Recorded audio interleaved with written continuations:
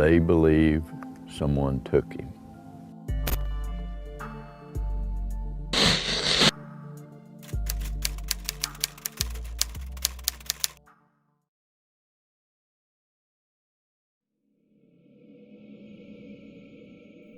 Well, let's check in on that video I spent almost 2 weeks working on. I can't imagine it. Oh. Well then. Seeing as YouTube is being YouTube and I haven't been able to get a response to my first video attempt, I thought I'd cover something a little more on the mysterious side rather than another somewhat grisly video. And it all centers on one of the most terrifying situations a parent can go through. Picture this, alright? It's a hot summer day while you and a new acquaintance watch your kids play together in the brush. And just after you blink your eyes, you come to realize it was the last time you ever saw your son again.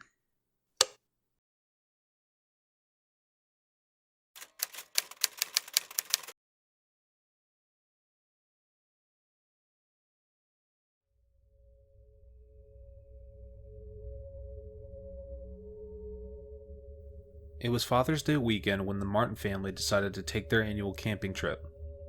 The Martin patriarch, William C. Martin, brought his father Clyde and two sons Dennis and Douglas out to the Great Smoky Mountains National Park for a weekend of camping and hiking amongst the vast mountains. After a day of hiking to Russell Field, they camped overnight and continued the next day to Spence Field, near the Appalachian Trail, for another overnight stay. It is speculated that between the times of 2:00 p.m. and 4:30 p.m., the Martin family had settled in when another family approached them. Bonding over the shared and coincidental last names of Martin, the two families watched as Dennis and Douglas played hide-and-seek with the other Martin family's son. And in an effort to scare members of his family, young Dennis Martin decided to hide in a bush. The journey to his hiding spot would be the last time Dennis would ever be seen alive. After the children had came back to the campsite, William Martin noticed that Dennis was still missing and began sprinting 2 miles searching for his son, screaming out his name at the top of his lungs. With his son nowhere in sight, the family requested ranger assistance immediately. It was pinpointed that Dennis's last known location was in an area marked by steep slopes and ravines, which certainly would have harmed the 6-year-old boy.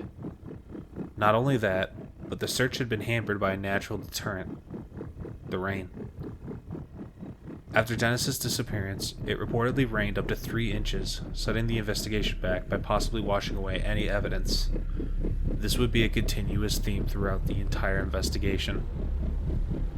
After the rain subsided, a whopping 1,400 people were involved with the search effort to find Dennis. Special Forces, National Guard, and even the CIA were involved in the case. According to a case study by the Kentucky Emergency Management, about $100,000 were allocated to resources for finding Dennis. Hundreds of people combed the national park, but it was to no avail. The scale of the search made finding evidence too difficult, and the consistent battle with the weather didn't help the searches either. After June 29th, with little leads, the search was abandoned, and as of September 14th, 1969, the search was officially closed down. Dennis Martin had disappeared into the woods without a trace.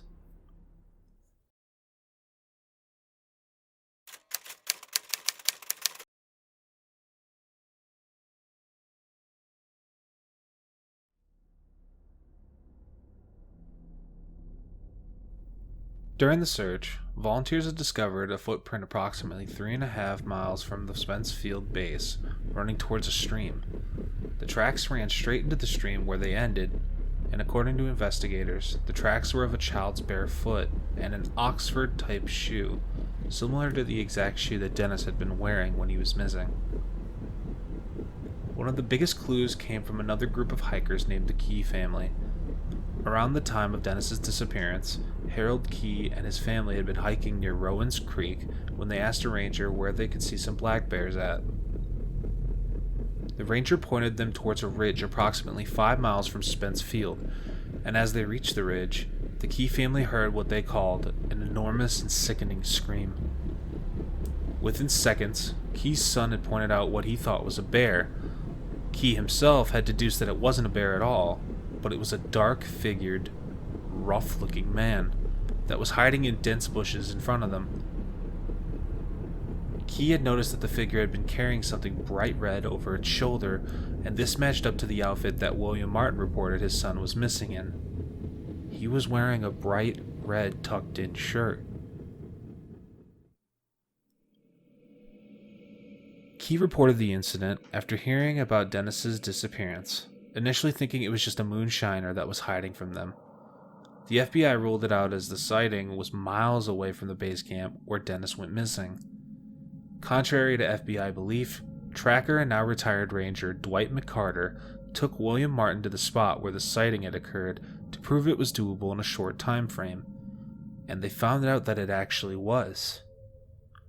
This is where Martin believes that the FBI and other special forces had actually been withholding information from him throughout the investigation, as he had only heard of this information after Key went to the press. An investigator by the name of David Politis got in contact with Mr. Martin, who told him that his wife and he had moved on from talking about their son.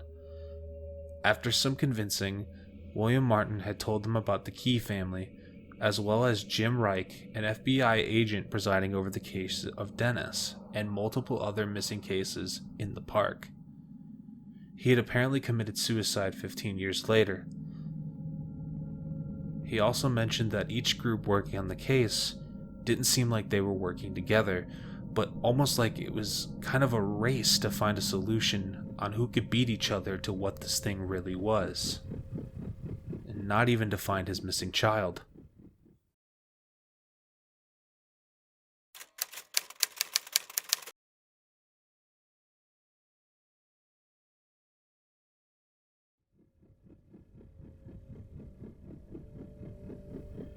There are many theories about what happened to 6-year-old Dennis Martin, but we're only going to be covering the 3 most possible on this video. Number 1. Dennis had died from exposure to the elements. People speculate that the boy could have fallen somewhere that the investigators hadn't seen, and died from either impact, trauma, malnutrition, thirst, or even hypothermia. This would logically make sense with the drop in temperature at night and the consistent rain. His shoe possibly being found at the river even shows that he could have been searching for some kind of drinking water, or maybe even fell into the stream itself. Overall, the likelihood of him falling, freezing, or even being taken by thirst or hunger is extremely high. Number 2. He was attacked by an animal. This one seems to be the weakest account out of all of them, but it's also extremely possible. It is reported that bears, copperhead snakes, feral hogs, and bobcats all roam the forests of the Great Smoky Mountain Range. The young boy could have easily fallen victim to a wild animal of some sort that either snuck up on him or overpowered him. Plus, the scream could also be in response to an attack of some sort. The Key family could have also just witnessed the final moments of Dennis, and that's what kind of makes this theory really sad to me. Number 3. Someone or something abducted him.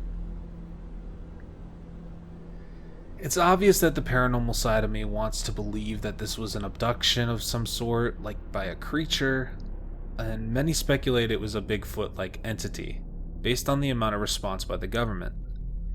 The presence of the Green Berets and the FBI is quite alarming, especially if they aren't even feeding the proper information to William Martin. They also didn't cooperate with law enforcement or other park operators, and no one even knows who called them in initially. It seems that the government agencies had been lying to Martin, and the way that the Park Services team responded to Key's offer of taking them to the spot of the rough, shaggy man sighting was concerning. Why would they not go to the spot that they had seen him and rather go to Key's residence instead? On top of that, many Freedom of Information requests were sent in to get any questions out of the Green Berets, but they were all ignored. Not a single one of them got accepted. Another explanation to this theory is that Appalachia is known to have a community of people who live in the woods and almost are like feral creatures themselves. A ranger had been attacked before by a man in animal fur before rangers were armed, supposedly. And others speculate that a human predator could have also abducted Dennis to satiate their lust.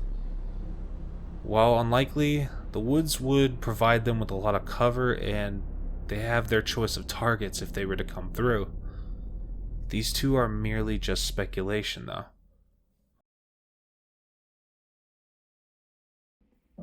The world is a cruel and unusual place. Over 50 years later, Dennis Martin is still remembered and missed by those who love him. Martin swears he didn't look away from his son, but what if in that snapshot in time, he did? Who knows what happened? It just goes to show that no matter how much time that you may think you have with someone, always make sure you remind them how much you love them. Make sure you hug them tighter, kiss them one more time, and let them know how much they mean to you. I hope you all enjoyed this video, and I apologize for the last one kind of crashing and burning. I'm still working with YouTube on trying to get that one reinstated since there's nothing wrong with it. In the meantime, I will be continuing my upload schedule, and I hope to have another video ready for you guys in 2 weeks. I hope you have a good night. Remember that you're loved, and take care, everyone.